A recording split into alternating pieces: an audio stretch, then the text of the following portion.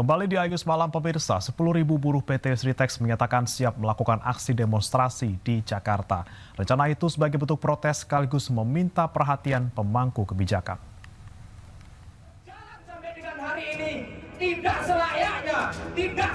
Serikat Pekerja Sritex Group menyatakan siap berangkat ke Jakarta untuk melakukan aksi unjuk rasa. Rencananya mereka akan meminta pemangku kepentingan agar membantu kelangsungan produksi Sritex dan mengembalikan pekerjaan para buruh. Hal ini dilakukan sebagai buntut gagalnya upaya hukum peninjauan kembali yang diajukan PT Sritex atas putusan pailit Mahkamah Agung. Akibatnya, sebagian bahan produksi disegel oleh kurator dan menyebabkan aktivitas produksi terhenti. Pada saat PK ini sudah dilayangkan, upaya hukum PK, tapi kan kasasi sudah diputuskan, maka kan proses kepailitan ini kan terus berjalan. Maka upaya untuk melakukan penyegelan dan itu yang sebetulnya tidak kami inginkan dulu untuk saat ini, maka Manajemen Sritex mengatakan tidak bisa mencegah para buruh menyampaikan aspirasinya ke Jakarta. Diputuskan pailit, ingkrah, ini kalian juga resah. Jadi mereka juga inginnya gimana kalau demo dan sebagainya. Tapi kami dari pihak perusahaan ya nggak usah demo keluar rame-rame dulu, difasilitasi dulu sini. Makanya tadi kita adakan kita adakan kegiatan tadi untuk penyampaian aspirasi. Ia juga memastikan bahwa rencana aksi ke Jakarta adalah aspirasi buruh yang ingin mendapat kepastian dalam kelangsungan bekerja di Sritex tanpa ada ancaman PHK. Dari Sukoharjo, Jawa Tengah, Joko Piroso, iNews melaporkan. Sementara itu, Wakil Menteri Ketenagakerjaan Immanuel Ebenezer menyebut ada tangan setan yang diduga sengaja bermain dalam proses kepailitan PT Sritex. Yang pertama, kami menduga dugaan dalam proses peletan ini ada tangan setan yang bermain. Wakil Menteri Ketenagakerjaan Immanuel Ebenezer menyebut ada pihak yang diduga sengaja bermain dalam proses kepailitan PT Sritex. Hal tersebut disampaikan Wamenaker saat ditanya awak media tentang sikap Presiden Prabowo soal PT Sritex. Meski demikian, Wamenaker enggan menyebut siapa sosok tangan setan tersebut dan menyebutkan bahwa sosok tersebut akan terungkap nantinya, tinggal menunggu waktu. Pada kesempatan itu, Wamenaker juga memastikan komitmen Presiden Prabowo Subianto bahwa buruh Sritex tidak akan di-PHK. Yang pertama, kami menduga dugaan dalam proses peletan ini ada tangan setan yang bermain. Kita harus catat. Kedua, soal sikap Presiden, saya rasa sikap Presiden tidak berubah, yaitu tidak ada PHK. Pemerintah melalui Kementerian Perindustrian berupaya menyelamatkan PT Sri Rejeki Isman Tbk atau Sritex dari kondisi pilot. Sejumlah skenario penyelamatan disiapkan agar raksasa tekstil ini bisa terus beroperasi tanpa ada pemutusan hubungan kerja karyawan. PT Sritex saat ini mempekerjakan 50.000 karyawan. Meski terus berproduksi, Sritex memiliki utang yang terus bertambah selama bertahun-tahun.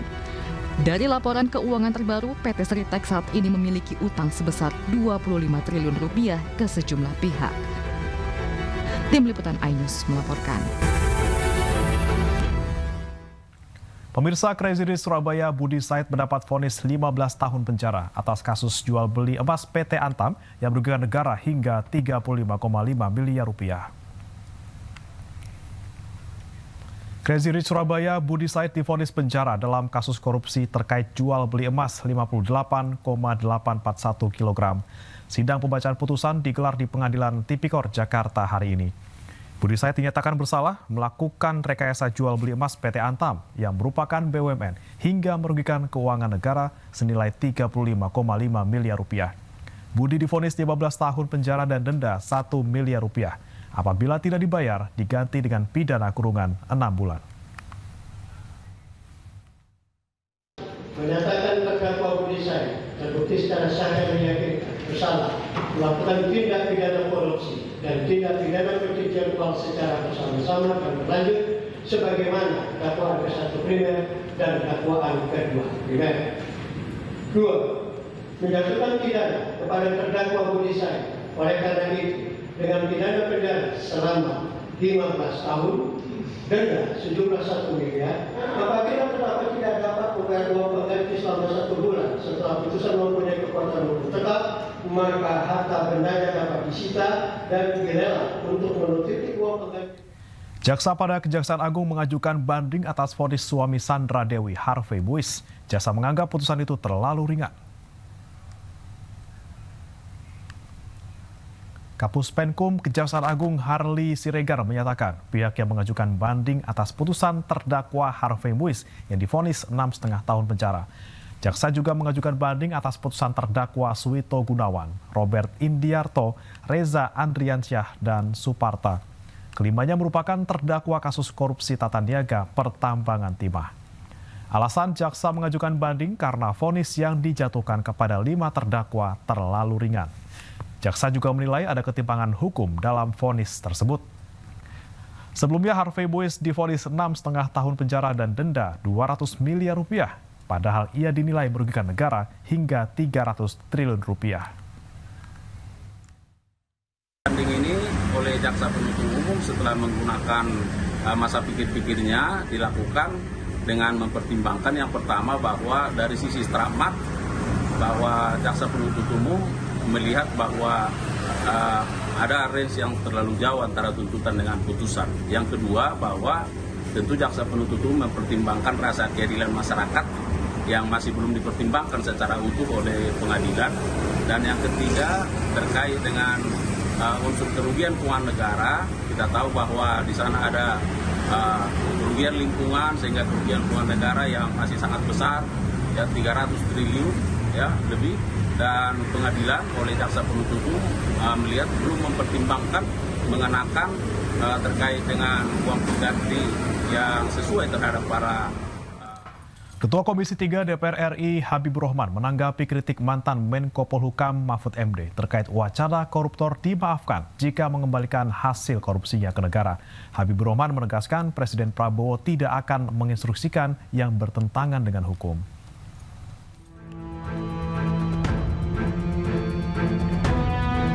Ketua Komisi 3 DPR RI Habibur Rahman menanggapi pernyataan ex-Menko Polhukam Mahfud MD soal peluang koruptor dimaafkan jika mengembalikan hasil korupsinya ke negara.